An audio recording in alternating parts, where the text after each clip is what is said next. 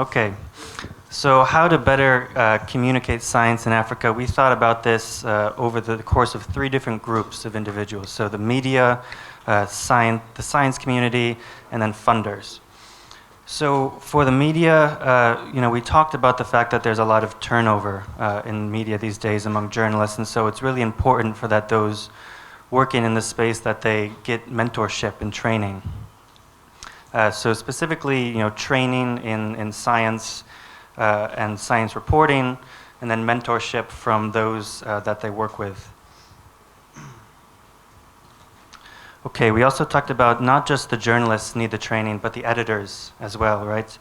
So having a dialogue with the editors to sensitize them, help them to better understand how do we support our journalists and science stories, so that when a journalist writes a story, it doesn't get pushed aside, that the editors understand the importance of the science as well. We could also engage with the editors' guilds within countries, engage with the journalist networks and unions so that they can reach out and advocate for the importance of media with those scientific organizations. They need to make sure that they're playing that role of advocacy so that they can share with the scientists and make sure they understand how important it is to be doing this work. Okay, so for scientists in particular, we talked about many of them don't fully understand the importance of communications within their organizations. And so one thing that it might be important to do is develop an annual media relations strategy so that they can plan ahead of time, they understand what events are coming, they understand that they need to be engaging with journalists ahead of time and communicating with them. And so having that strategy can help them be a little bit more organized. They also need to oftentimes engage with professional communicators. It's not always easy for scientists who have been trained as scientists to be communicating their own work. Sometimes it requires a professional. And so engaging with them, whether hiring them full-time on your staff or consulting with them as you need to, those folks have been trained to package the information in a really tangible way, right? And that's their job. And so sometimes it's necessary not just for the scientists to be communicating their own work, but to engage with a professional.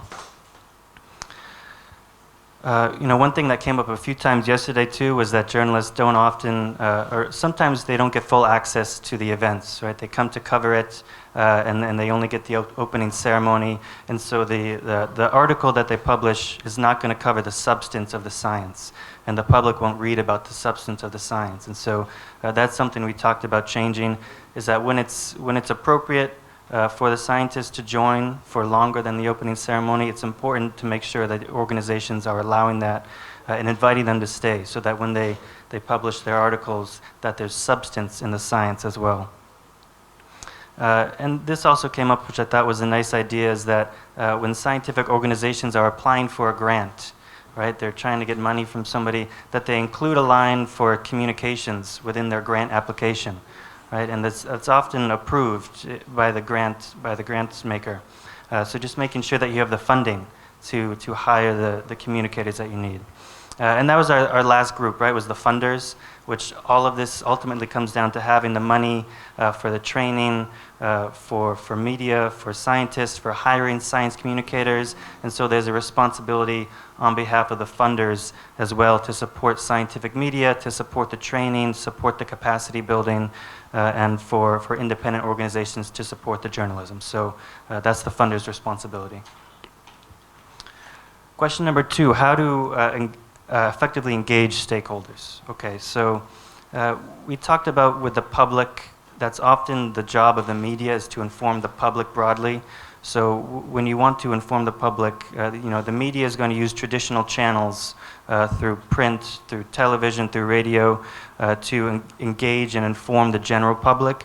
But when you want to reach a specific stakeholder, the policymakers or the regulators or certain organizations, that's often the role of the scientific organization to make that happen. It's not usually the role of the media to do that.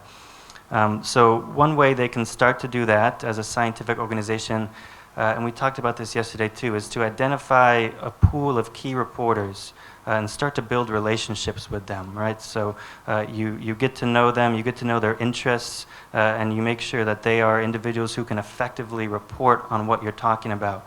You know that they're going to be interested in the specific topics that you're talking about, and you can reliably reach out to them over the course of a year and engage with them to report on your work, your programs, your events, right? And so you don't have to every time do this search to find somebody who can talk about your work. So building those relationships through open sessions with journalists, it can be sometimes informal sit-downs and making sure that you understand what their interests are. That's really important.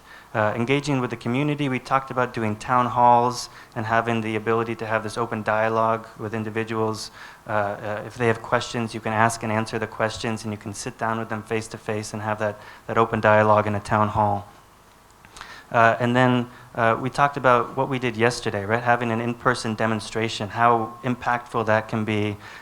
We talked about seeing is believing. You can actually walk through a field trial and learn a lot more sometimes than you can from listening to presentations. And so having in-person demonstrations can be so important to engage with certain stakeholders. You know, that might be farmers, that might be different groups of individuals, that might be policymakers too, who need to see in person the type of work that you're doing so they can report on it more effectively. So yeah, we talked about identifying key reporters, in-person demonstrations like we did yesterday, and having those town hall meetings.